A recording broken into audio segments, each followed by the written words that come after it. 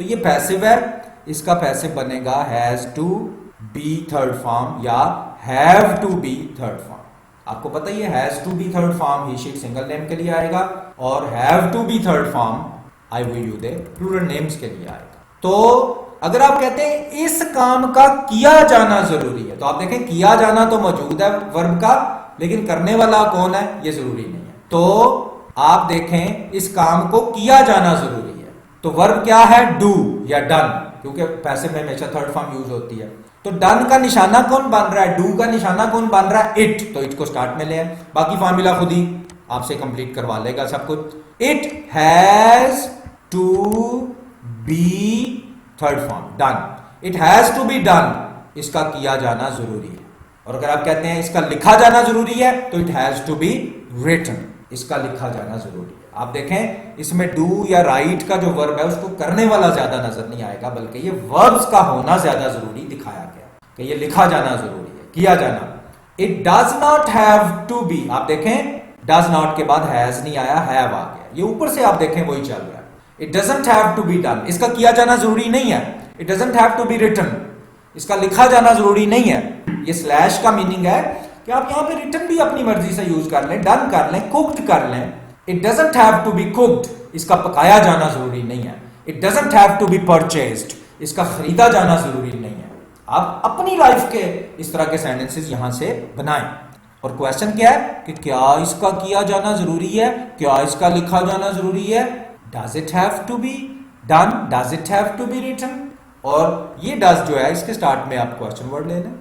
How does it have to be done, इसका किस तरह से किया जाना जरूरी है, इसका किस तरह से लिखा जाना जरूरी है। How does it have to be written, इसका किस तरह से लिखा जाना जरूरी है, किस तरीके से लिखा जाना जरूरी है। अब इट की जगह हम पैसिव में आई वो यू दे प्लूरल नेम्स में से कुछ ले लेते हैं। आप कहते हैं कि उनको इनाम दिया जाना जरूरी है। आप गौर करें कि इनाम दिया जाना का जो काम है वो तो हो रहा है, लेकिन इनाम देना किसने है वो मौजूद नहीं है। तो पैसिव में फिर किसको देखते हैं जाके, वर्ब को। वर्ब है हमारा रिवार्ड, इनाम देना, किसी को मुआवजा देना।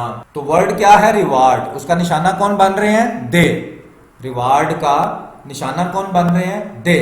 सिला देना, रिवार्ड देना, तो सिला देने का निशाना कौन बन रहे हैं, दे। तो दे से स्टार्ट कर लें, दे, और उसके बाद formula have to be third form, they have to be rewarded, उनको सिला दिया जाना जरूरी है।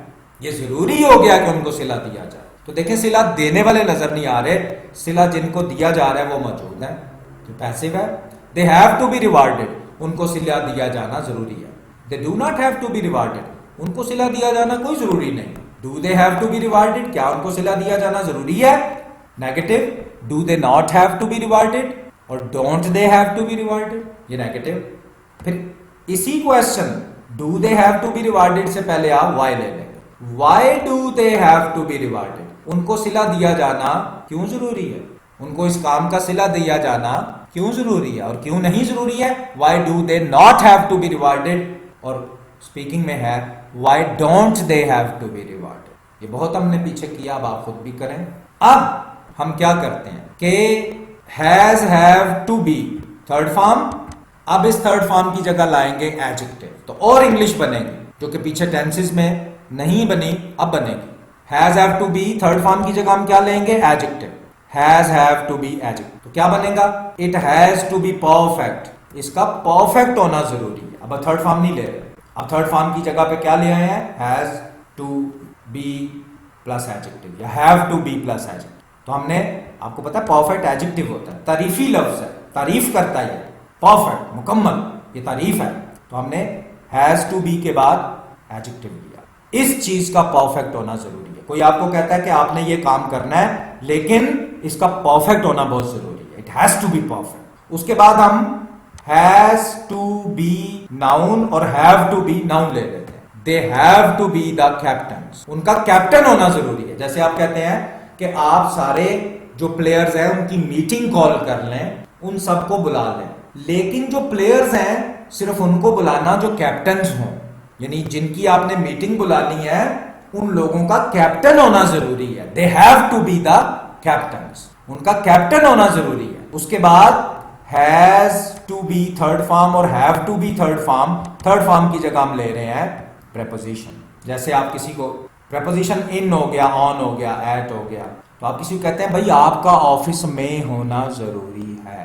You have to be in office tomorrow कुछ भी यूज कर लें, कल आपका ऑफिस में होना जरूरी है। You have to be in office in the morning, सुबह आपका ऑफिस में होना जरूरी। You have to be travelling, क्या है ये?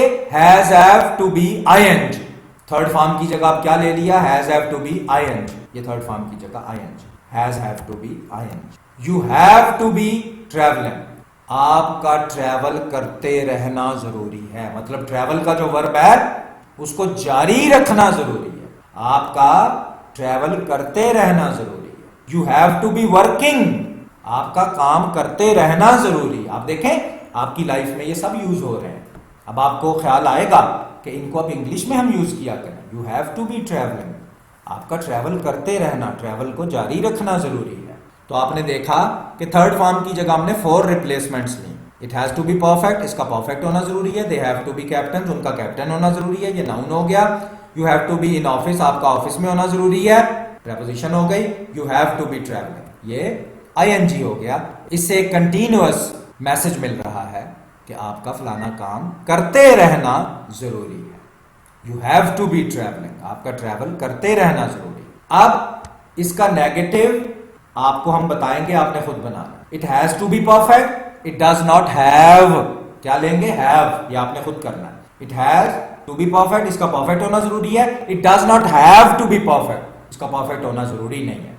Does it have to be perfect, ये क्वेश्चन हो गया। आगे नेगेटिव और क्वेश्चन वर्ड्स ये हम और किसी लेसन में भी डिस्कस करेंगे, अभी आप इसके क्वेश्चन तक देखें।